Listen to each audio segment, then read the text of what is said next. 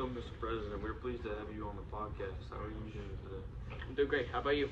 I'm doing great as well. Thank you for asking. It's a pleasure to be talking to you now. First of all, I'd like to ask you, what's the biggest challenge to getting to the White House? Well, really, it was balancing what I believed. Getting things done, you can't just stand on your own principles. You have to work with others, even if you don't agree.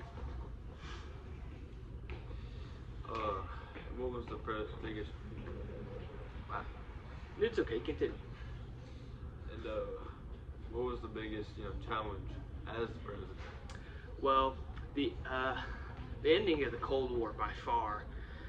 There were big changes and a massive responsibility also. Had to help make a peaceful future.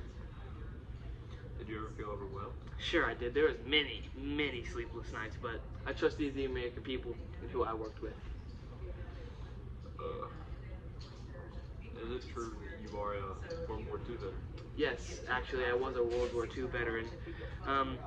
It helped build my character and why I am the way I am today. And I thought that's what those were the prizes, but not yet. What was your position, or better yet, your role in the military? Well, I was the youngest pilot in the Navy at the time, and I flew torpedo bombers in the Pacific Theater. Actually, I was shot down in the ocean on September 2nd, but I was later saved later on in September. How many missions did you fly and complete, if any? Well, I flew and completed 58 combat missions against the Japanese. Wow, that's very interesting and brave of you. Thank you for your service. You know, it was my pleasure. I'm so grateful that I had the chance to fight for my country and ultimately help save it. Of course. What was your job before you were president? The job I had before I was president, believe it or not, I was actually Ronald Reagan's vice president for 2 terms from 1981 to 1989. What are the constitutional requirements to become president? Well, first of all, you have to be born a natural citizen of the United States. Of course, I was.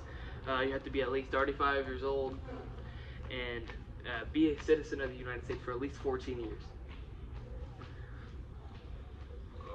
What was your number one job as president? Well, of course, number one, being the president of the United States and executing and bringing out the laws. From your knowledge, what are, the 12th, 20th, 22nd, and 25th Amendments? From my knowledge, the 12th Amendment was separating ballots, and the 20th Amendment was, I believe, changing the inauguration into January, and the 22nd Amendment was making it where the president, making it to where the president can only have 2 terms, and lastly, the 25th Amendment was the presidential disability and succession. And if you don't mind me asking, what is your political party? You know, there were some rumors that I was a Democrat, but those are just rumors. I'm a full-on Republican. So what, was your main motive for you becoming president? Well, my father, he was actually a U.S. Senator, and he helped me. He was the main reason that I wanted to get into politics, so I thank my father for that.